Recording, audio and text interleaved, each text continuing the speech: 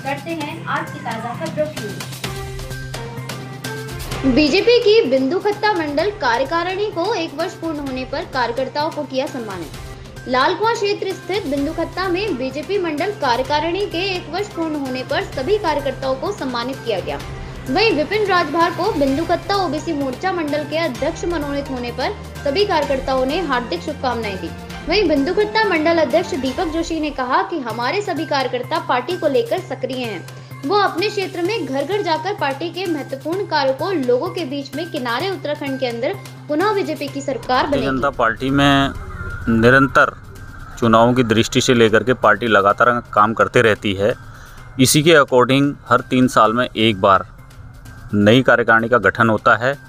उसमें main body और अनेक मोर्चों का गठन होता है, जिस प्रक्रिया में इस वक्त ओबीसी मोर्चे का गठन हुआ है और कुछ ही समय के अंतराल में महिला मोर्चा, किसान मोर्चा और युवा मोर्चा का गठन होना शेष है।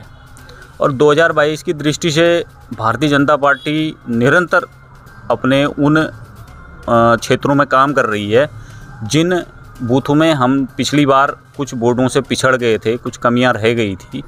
एक ऐतिहासिक जीत मिली, फिर भी कुछ बूथों में हम पीछे रह गए थे। हम निरंतर उन बूथों में काम कर रहे हैं, निरंतर जनता में हम जा रहे हैं। हमारे कार्यकर्ता उन क्षेत्रों में निरंतर पब्लिक के संपर्क में हैं।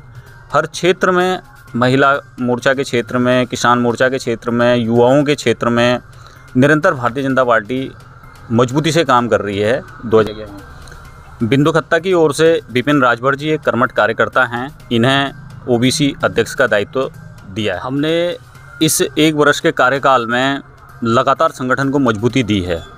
अनेक क्षेत्रों से हमारे साथ अनेक वर्ग के लोग जुड़े हैं और एक युवा वर्ग स्पेशली हमने कोशिश की है कि सक्रिय रूप से भारतीय जनता पार्टी के साथ जुड़े और एक अच्छा खासा युवा वर्ग हमारे साथ जुड़ के बेहतरीन भारतीय जनता पार्टी के लिए काम कर रहा है।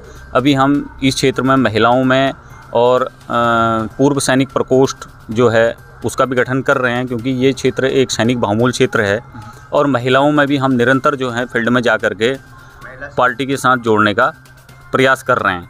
और इसी बीच जो कोरोना काल आया, आप सभी ने देखा होगा, भारतीय जनता पार्टी निरंतर अनवरत हर शख्स तक मदद के लिए पहुंची है। आगे क्या रणनीतियां होंगी आपको इस क्षेत्र में? और हमारी रणनीति लगातार यही है कि हर क्षेत्र में भारतीय जनता पार्टी मजबूती से 2022 के चुनावों में पूरी ताकत के साथ, जोश के साथ चुनाव लड़े और हम दोबारा सत्ता में आएँ।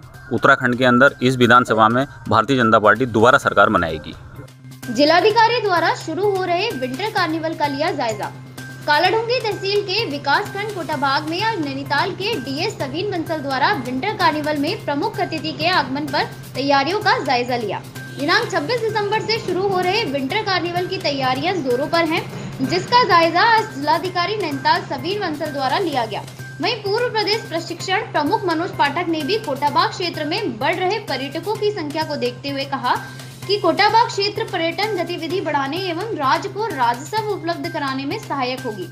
उन्होंने अधिकारियों को दिशा निर्देश देते हुए कहा कि कार्निवल में होने वाले सभी कार्यक्रमों को सभी अधिकारी स्वयं अपनी देखरेख में करवाएं।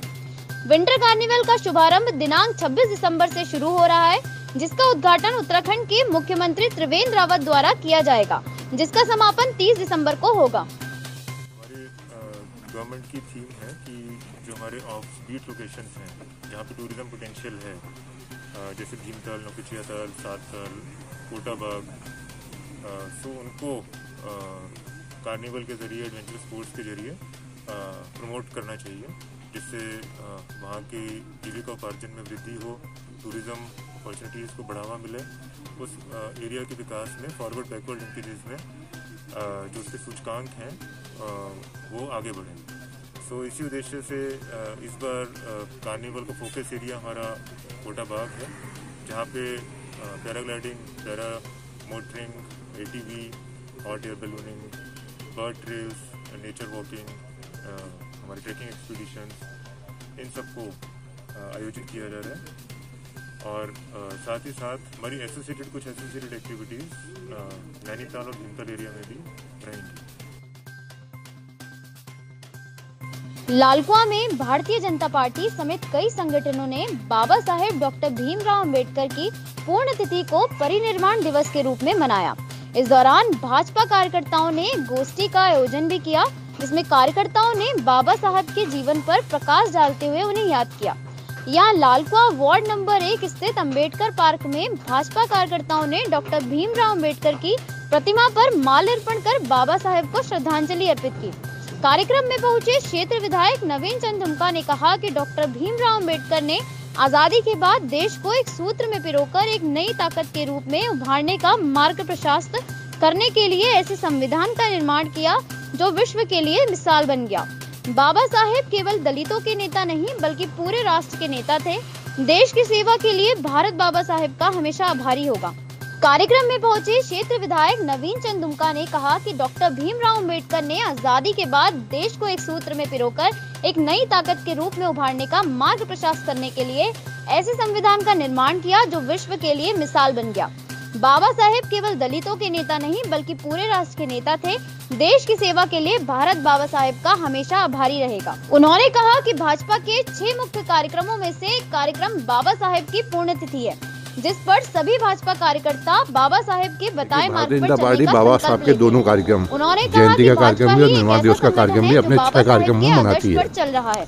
इस दौरान बाबा साहब का या हमारी भाजपा के जो अन्य महापुरुष हैं उनका भी भाजपा और भाजपा कार्यकर्ता के लिए एक ही संदेश है कि हम समाज के गरीब तबके, आखिरी आदमी, दबे कुचले आदमी को अपग्रेड करें, उसके पास जाएं, उसको समाज में बराबरी का स्थान दिलाने का प्रयास करें, आर्थिक स्तर पर, सामाजिक स्तर पर और पारिवारिक स्तर पर। निश्चित रूप से आज का संदेश भी यही है कि आज हमारी सरकार के और अटल जी की सरकार के जो पिछली टाइम में थी, गरीबों के लिए जो कार्यक्रम है उनको हम घर घर जाके एक बार पुनः चेक कर लें कि गरीब को उसका लाभ मिल रहा है नहीं मिल रहा है।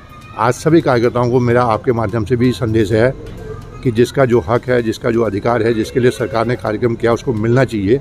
ये जिम्मेदारी हम सब लोग हैं, हम सब इसको निभाएंगे। के लिए देखते रहें जनता समाचार। अगर आप हमारे न्यूज चैनल को सोशल मीडिया के फेसबुक पेज पर देख रहे हैं तो इसे लाइक करें, और अगर यूट्यूब चैनल पर देख रहे हैं तो आज ही हमारा चैनल सब्सक्राइब करें, वो बेल आइकन दबाएं। धन्यवाद।